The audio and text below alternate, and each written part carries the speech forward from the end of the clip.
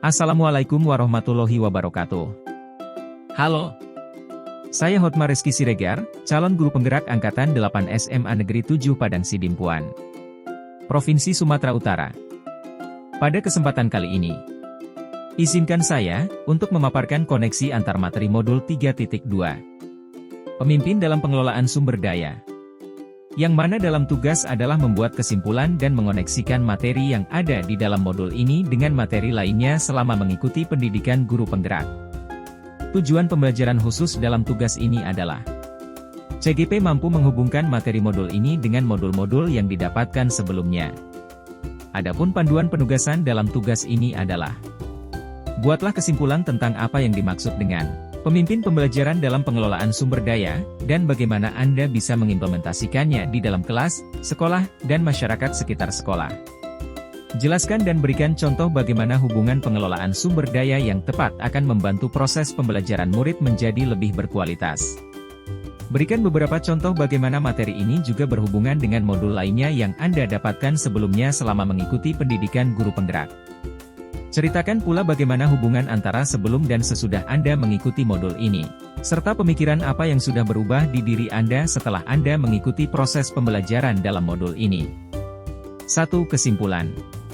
Pemimpin pembelajaran dalam pengelolaan sumber daya adalah konsep yang mengacu pada peran seorang pemimpin dalam mengelola berbagai sumber daya yang ada di sekolah untuk meningkatkan kualitas pendidikan dengan menggunakan pendekatan berbasis aset. Pemimpin dalam konteks ini tidak hanya merujuk pada kepala sekolah, tetapi juga pada semua individu di dalam komunitas sekolah yang memiliki tanggung jawab terhadap pengelolaan sumber daya. 2. Cara penerapan atau implementasi.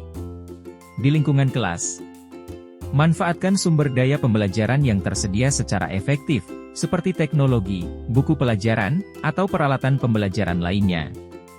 Dorong kerjasama antara siswa dan guru dalam berbagi pengetahuan dan pengalaman. Pastikan lingkungan kelas yang nyaman dan sesuai untuk mendukung kegiatan pembelajaran.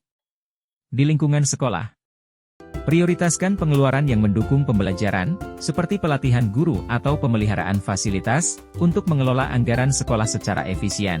Membangun hubungan yang baik dengan seluruh warga sekolah guna menciptakan lingkungan yang kondusif untuk pembelajaran. Menggerakkan komunitas sekolah untuk meningkatkan kualitas pembelajaran dan mendukung perkembangan siswa. Manfaatkan seluruh fasilitas yang tersedia secara efektif untuk meningkatkan efisiensi pengelolaan sumber daya sekolah.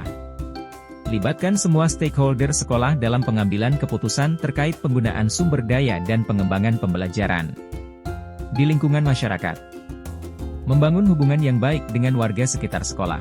Mempertimbangkan partisipasi orang tua dalam kegiatan sekolah. Menjalin kerjasama dengan pihak eksternal seperti lembaga kesehatan, kepolisian, dinas pendidikan, atau masyarakat sekitar.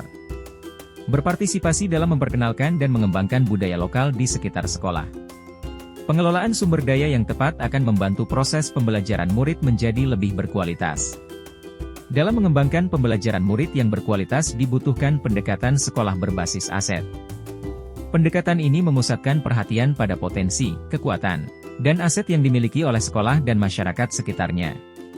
Sekolah memiliki 7 aset utama yang dapat dioptimalkan agar kualitas pembelajaran menjadi lebih baik, yaitu modal manusia, modal sosial, modal politik, modal agama dan budaya, modal fisik, modal lingkungan atau alam, modal finansial.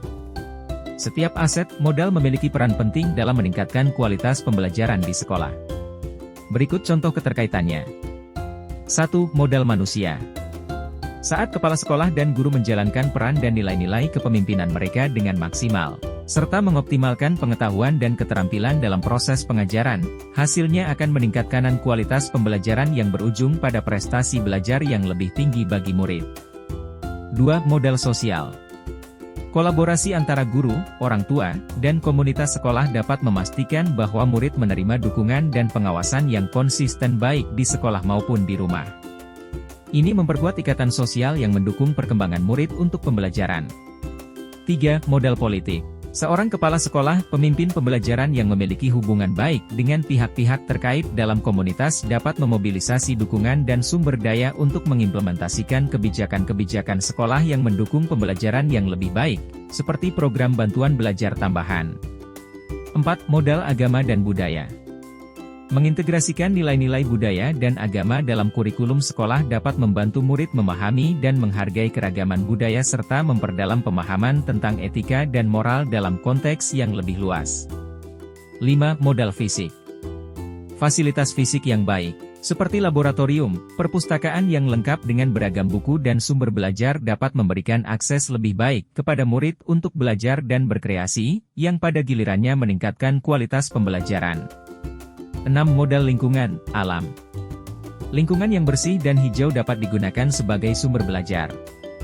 Misalnya, sekolah dapat mengadakan pelajaran di luar ruangan di taman atau di alam terbuka untuk memahamkan murid tentang ekologi dan lingkungan. 7. Modal finansial. Pengelolaan finansial seperti dana BOS yang memadai dapat digunakan untuk meningkatkan kualitas pengajaran melalui pelatihan guru, pengadaan buku pelajaran, atau sarana teknologi pendidikan. Keterkaitan dengan materi modul sebelumnya. Dengan modul 1. Modul 1.1. Guru dapat berperan sebagai pemimpin yang membimbing dan mengembangkan semua kemampuan potensi yang dimiliki oleh murid. Modul 1.2.